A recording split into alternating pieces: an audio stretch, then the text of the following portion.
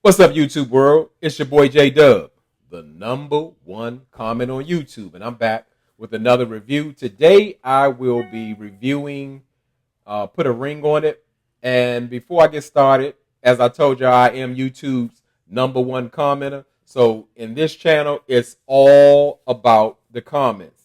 I don't ask for the likes. I don't ask for the subscriptions. If you're rocking with your boy J Dub, you're going to tap those buttons anyway. But the comments, I got to have them. I need them. That's why I do them. I could be on somebody else's channel just on my phone, commenting or whatever. It's much easier than doing a review, but I do it for my people. And who is that? The Dub fam. And again, over here, we're a community over here. So when you get down in the comments, you're talking to my cousins. So the only thing I ask is that you be respectful to each other because I feel strongly about family. Other than that, the motto of this channel is say what you say. You want to talk about anything you want. You want to talk about, who do you want to talk about? You want to talk about Alfonzo out with the man boobs out like he on the beach or something, or if you want to talk about Shorty being 3'9", say what you say. It don't matter. Just let's keep it respectful. But I hope everybody is out enjoying their weekend, their holiday weekend, because I know I was, but I was actually requested by one of the Dub fam, Akila J, say, listen, J Dub, we got to have you comment on that crazy Kenneth situation. So I had to cut my weekend short because I feel like I've been running and gunning, doing everything I want to take this time to enjoy. But now I'm in the role of doing reviews, so I'm going to catch up as many as I can. So Akila J, she got me moving. She said, we need to hear from you. So I had to get up. I had no choice. You know why? Because this ain't my channel. This is our channel. It's the people's channel. So let me go ahead and get into the review. So we pick up in the group session because it's always a cliffhanger every week. And Otis is going on the third date with Cherie. And I really think it's a revenge date, if you will, because Otis isn't showing any interest. Initially, back when Otis had a first date with Cherie, I thought he would be all in. Why? Because Cherie is putting submission up front. That's right up Otis's alley. But I don't see it. I think it's just to mess with Charlie. And at this point, Charlie's also going on, a third date with the fake Odell Beckham Jr., Chris. And she needs closure. I'm like, why would Charlie need closure for somebody she met 2 times? They have that great of a connection, but I believe it's just with them, Otis and Charlie is a tit for tat situation. But even the great Dr. Nicole asked Otis, does he have a problem with Charlie going out on a date? And, Otis like, well, not really. It's a part of the process, okay? And the great Dr. Nicole can read Otis like a little kid. So she's like, is there more you want to say, Otis? Can you give me more? Because we know Otis doesn't say anything like he's 13 years old, like you ask him about his day. He's not going to give you much. So she pulled the information out of him like it was a bad tooth, or like she's a dentist or something. And Otis is pretty much saying he got a problem with Chris because he felt Chris is being disrespectful. And we know Otis has been pushing this narrative about how respect is important on Charlie's dates. Now, Otis will never mention that he refuses to feed Charlie when she's hungry, shut her meal down, make her eat leftovers, or tell her go take a shower or throw her flowers away. He, in that sense, he don't see himself as being disrespectful. He's seeing the guys. He's saying Chris is talking about, his sexual history, which I think Charlie got into an ass, and he thinks that Chris is being disrespectful by telling Charlie he's going to take her from Otis. So, Otis don't have no case. It's weak. And Dr. Cole, heard him out, but, okay, we're going to still move within this process or what have you. But, okay, thank you for sharing. Thank you, Mr. Otis. So pretty much Otis and Charlie, Otis on his revenge date, Charlie on her closure date, they go out to meet their prospective their mates or whatever. And I'm just I'm just not really happy with the direction with putting a ring on it. It kind of happens like with all the shows. It starts out good, but they kind of get to chase ratings, so it seems like it's all pushed towards the ratings. But uh, let's go to the next thing. Let's go to the ladies. Let's talk about the ladies. The ladies, their part of their assignment is to go wedding shopping, because everybody else besides Otis and Charlie are going to focus on each other this week. Otis and Charlie going on their dates, and the ladies, like I can say, pretty much all of them look pretty good in their wedding dresses. And I'm thinking like with Shorty. That's why I was like, how they gonna find Shorty a wedding dress? But I guess at this point they figured they could use like a flower girl dress and give it to Shorty. And Shorty looked good in a dress. And I was surprised. When I say surprised, because Shorty about 3'9". She looked great in her dress. I think all the ladies look great in the dress. I liked all the dresses with the exception of the bottom of Shea's dress. It looked like a bunch of puff tissues crumpled up. But more importantly, with these ladies, the dress isn't really the thing. They have like troubled relationships. Charlie is saying her and Otis are still like arguing up to this point. We know Shorty and Crazy Kenneth are never in a good place, and Shea and Alfonso, it's always up and down. Shea is like a different person in her confession. She's very strong, confident, sure. She's laying down the law in the confessions, but in front of Alfonso, it's not. It's just a different thing. So I would just say like, a wedding dress should be like the last thing. They need some more counseling sessions. I need individually. They need more house calls. It ain't going well. It's just not going well. So we see Alfonso and Shea, and Alfonso is let's call it, he isn't dressed appropriately. He dressed like he's the stunt double for Rick Ross or whatever. Like he on a Miami Beach somewhere. He in Atlanta. He in like a little coffee shop or something with Shea. And I'm thinking like, is the man going to the video shoot or what? But we find out that Alfonso, he has a request from Shea. He has to, I guess, bring closure with his baby mother, whoever that was, who he won't allow Shea to meet. But they kind of make it sound like he has one child, but we learn that he actually has three. But obviously this is, I guess, the last relationship he's claimed or whatever. And I can see when Alfonso speaks to Shea, he's not accustomed to sharing feelings, but Shea is like touched by it. But I guess when you don't get much, when you give a little, it means something. So he telling Shea, because he talking with his hands like a pimp. He like, I know you are, you just love the mess out of me, and same for me or whatever. And if it don't work out, we gonna keep trying. So pretty much no matter what happens, they're not gonna break up. It's not, the premise of the show is you either gonna put a ring on it or you gonna break up. But Alfonso, I guess he's using the Jedi mind trick on Shea or whatever, and she's with it. She like, okay, well that works. She's so touched. He give her some roses or whatever, and she's like all back in love. Like, we're gonna do this. So I really believe that they've always had the intentions of staying together no matter what, because that's the basis of their relationship. No matter what Alfonso does, Shea is going to stay. Shea wants the lifestyle. Shea is just accustomed to being with him, and she's going to do whatever it takes. She wants things to change, but she knows they're not, but she's just going to cry and complain about it, but they still going to stay together. So we got Otis and Charlie. We finally on their dates. They go on the same dates. Otis with Sheree and Charlie with Odell Beckham Jr.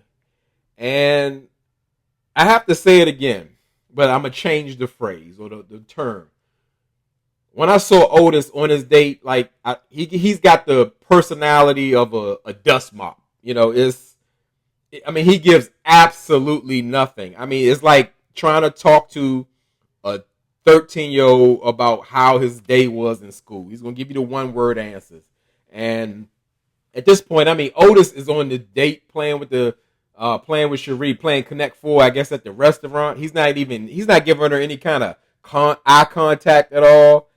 He's doing the one word answers, and I mean, you could see that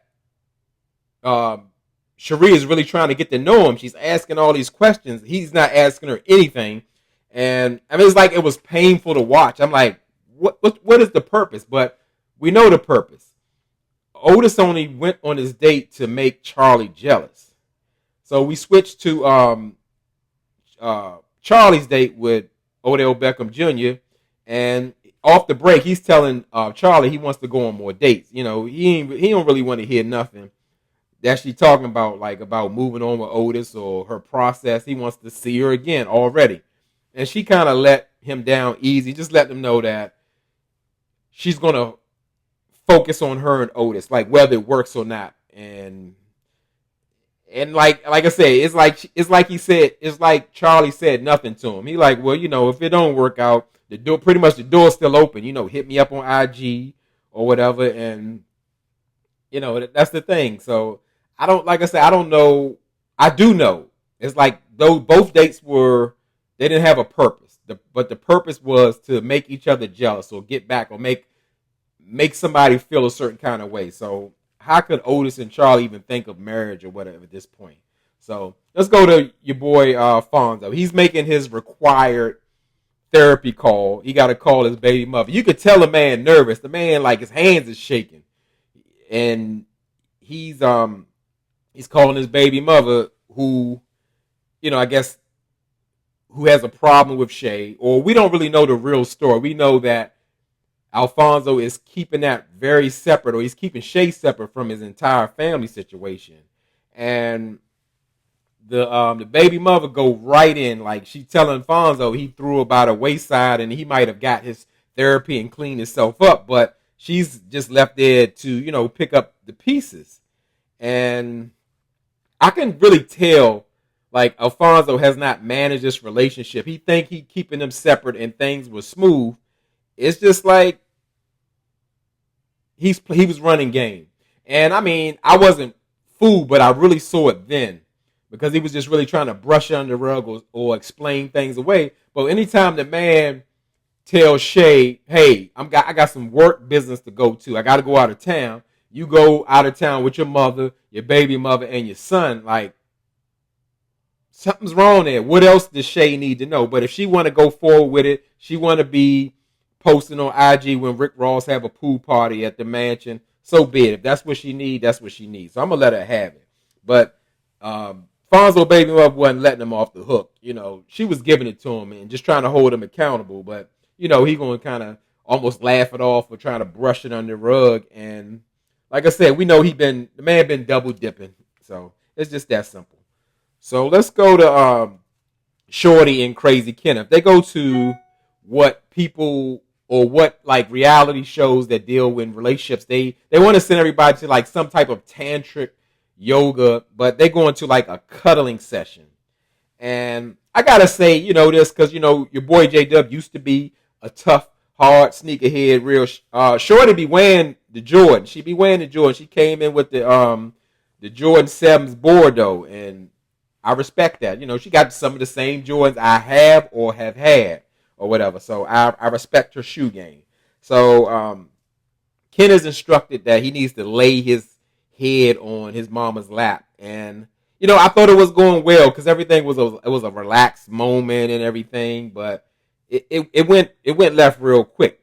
And why it went left quick? Because Shorty is attempting to hold Kenneth accountable about, you know, what's lacking in their relationship.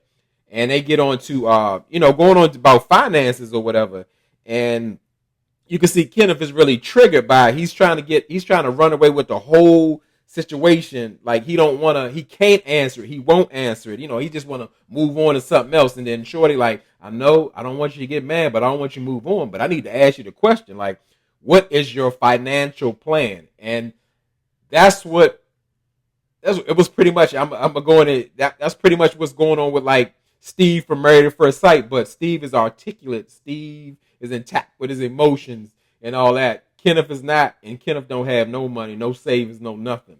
But regardless of that, obviously he's got something to hide, so he just don't want to talk at all. I mean, he just going on like a tangent or whatever. He trying to skip the topic, and he asked Shorty, well, listen, don't interrupt me. He's like, I ain't said nothing. He was erratic. It was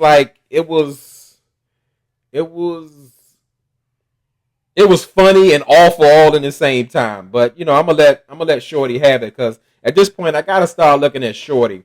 She chose this man. She's with him for 3 years. I know I call him Crazy Kenneth for a reason. He's unstable, but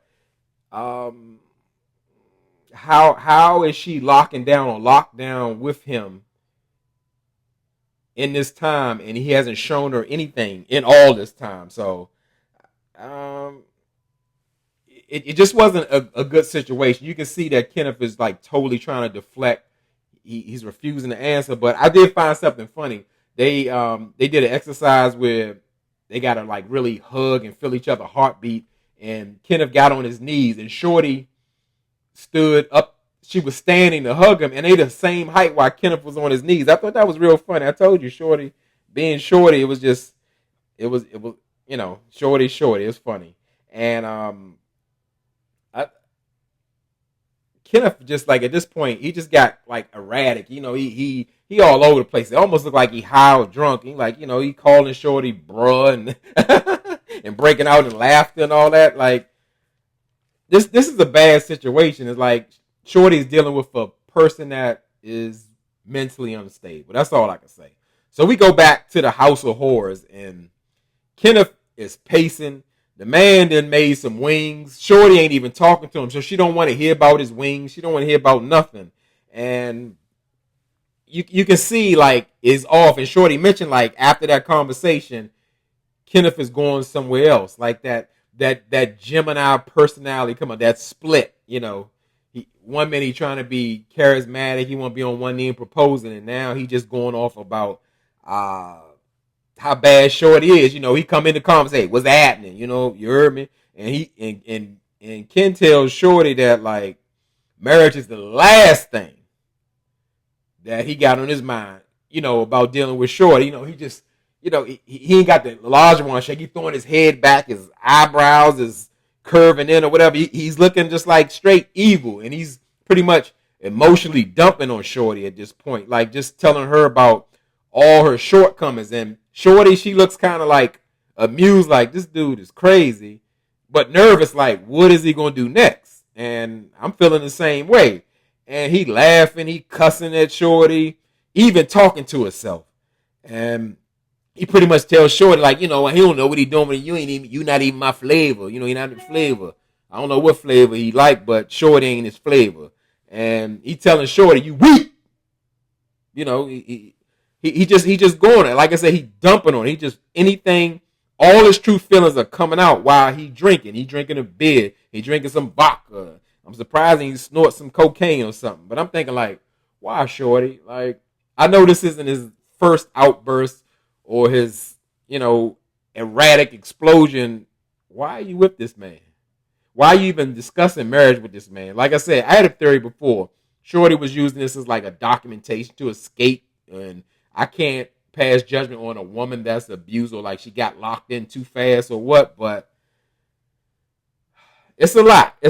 And and it didn't stop there. Like Kenneth just kept going. Like Shorty stopped feeding to what he's saying, at this point, because she's talking to somebody that's like psychotic, and he just going on a drunk rant. He, calling her a fake mother in production, like, whoa, Kenneth, come on now. You're doing too much. And they should. They should have been stepped in, and they should step in all shows when it goes way left, because it's not supposed to be about none of that. They trying to turn something into, some love and hip hop stuff, and Kenneth got Shorty 3 feet away from him. He talking to himself. I done lost myself, and people's like wondering, like, boy, you need to come back. She ain't worth it, my boy. He lunching out. You can see, Shorty pretty much telling him like, well, look, if it's all like that, I feel the same way. I'm unhappy. I'm not feeling you. You ain't my flavor or whatever. And he get to laughing, and she tell him like when he gonna get out. So he like kissed her goodbye or whatever.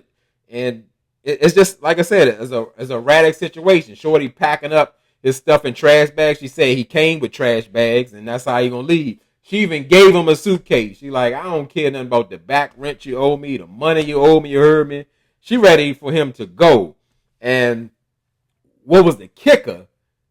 Crazy Kenneth, after doing cartwheels off the balcony because he free as Shorty. He free to get all his pent up anger out that Shorty was saying, like, you feeling this way the whole time, but now it take you 3 years to say it. He called Shorty little ugly when he going out the door. I'm like, whoa, like, and the crazy thing, you can see that this crazy situation is like a normal situation because Shorty called it. She like, you saying all this and doing all this. Don't call me tomorrow telling me you sorry or whatever. And Kenneth told me, yeah, we're gonna be friends. We're gonna be real good friends. Like, that's a threat. That's how I take it. The boy is crazy. Crazy Kenneth is off the chain. Put a ring on it.